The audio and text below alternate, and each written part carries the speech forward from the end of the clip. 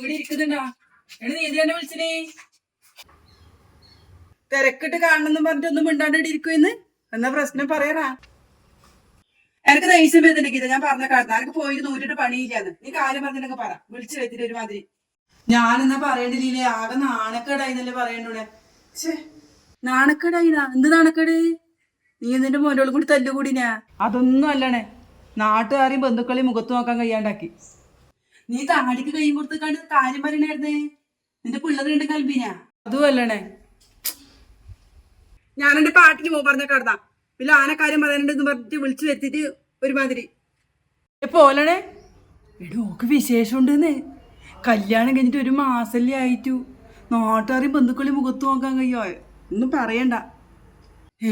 വിശേഷ നല്ല കാര്യം. ഇതാ നീ നാണക്കേട് പറയുന്നേ.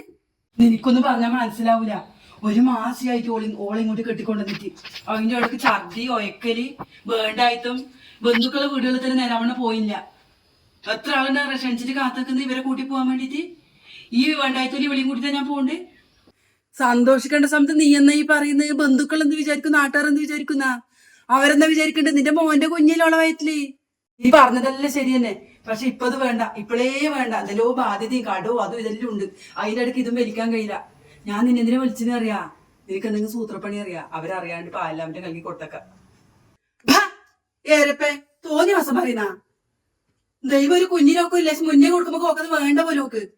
9 കൊല്ലായിടെ എന്റെ മോൻ കല്യാണം കഴിച്ചിട്ട് ഇതുവരെ ഒരു കുഞ്ഞായില്ല. കേറി ഇറങ്ങാത്ത ആസ്പത്രിയില്ല, അമ്പലവും ഇല്ല. നമ്മളിങ്ങനെ ഉരുകി പ്രാർത്ഥിക്കും. നോക്ക് തന്നത് വേണ്ട പോലും. മേലിൽ എന്നെ വിളിച്ചിട്ടുണ്ടെങ്കിൽ നീ എന്റെ കൂട്ടുകാരിയല്ല, നീ ഒന്നുമല്ല. എന്റെ നിർത്തിക്കല്ല, നീ എന്നെ വിളിക്കണ്ട. നീ നിന്റെ ഇഷ്ടം പോലെ ചെയ്തോ. അഹങ്കാരി. ലീല ഞാൻ പറയുന്നത് കേൾക്കണേ, അതല്ല ഞാൻ ഉദ്ദേശിച്ചേ.